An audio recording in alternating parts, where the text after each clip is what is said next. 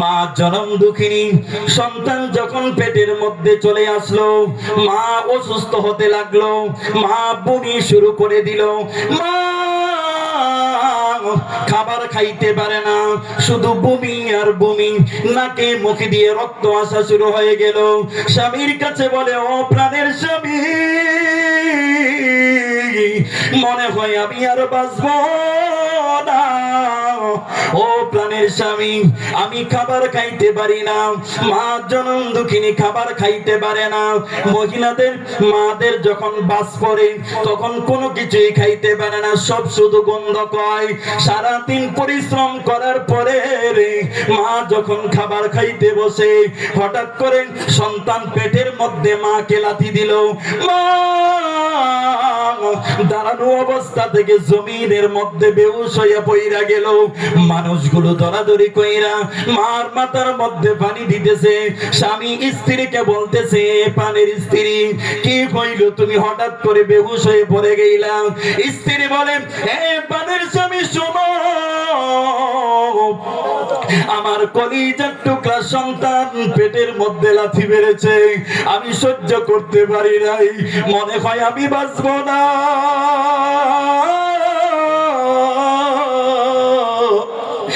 মনে হয় আমি আর বাঁচবো না। মা 10 মাস 10 দিন সন্তানটাকে পেটে নিয়া রাত্রে ঘুমায় না।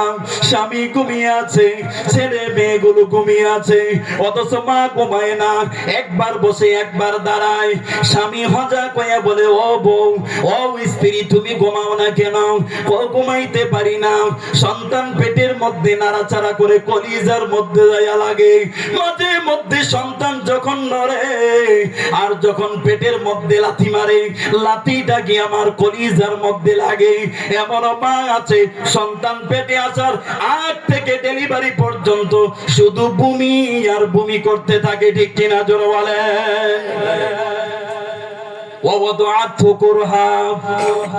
সন্তান যখন দুনিয়াতে আসবে, সন্তান যখন প্রসব করবে, মাকে হসপিটালে নিয়ে গেল।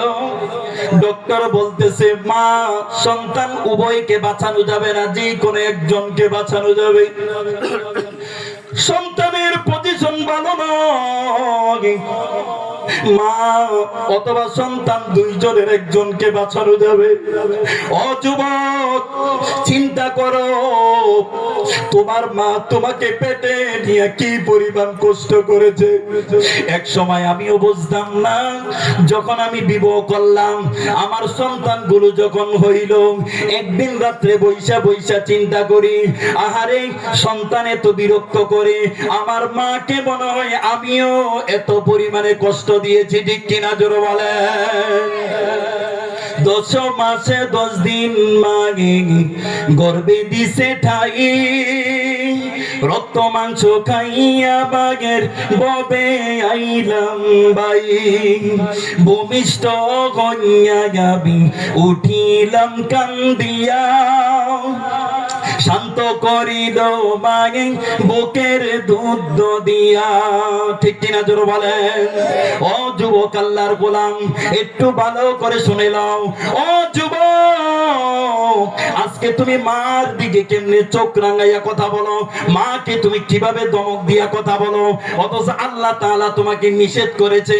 মা বাবা যদি তুমি বৃদ্ধ অবস্থায় পেয়ে যাও, আল্লাহর রাসূল বলেন, হুমা জান্নাতুকা ওয়া নারুকা, মা বাবা তোমার জন্য জান্নাত, মা বাবা তোমার জন্য জাহান্নাম, ঠিক কিনা জোরে বলেন? অথচ অনেক সন্তান আছে, কলিজার টুকরা সন্তান, শুধু ধমক দেয় না, মা বাবার গায়ের মধ্যে পর্যন্ত হাত উঠায়, ঠিক কিনা জোরে বলেন? সন্তান দুনিয়াতে আসবে, এই যে সন্তানের প্রসব যন্ত্রণা, এটা মা ছাড়া আর কেউ ভোগ করে না। সন্তানকে ডেলিভারি করার জন্য মাকে যখন হসপিটালে নেওয়া হয়, ডক্টর বলে দিয়েছে অবস্থা খুবই সিরিয়াস, মা অথবা বাচ্চা দুইজনের একজনকে বাঁচানো যাবে, দুইজনকে বাঁচানো যাবে না। স্বামী বলতেছে আমার বাচ্চার দরকার নাই, আমার স্ত্রী দরকার, আমার স্ত্রী বেঁচে থাক, যদি গাছ বাঁচে ফল হয়ে যাবে। বৌমা বলতেছে ও প্রাণের স্বামী আমার, শুনে 10 মাস 10 দিন সন্তানকে আমি গর্ভে নিয়েছি, সন্তান মারা যাবে এটা আমি চাই না, সন্তান মারা যাবে এটা আমি চাই না।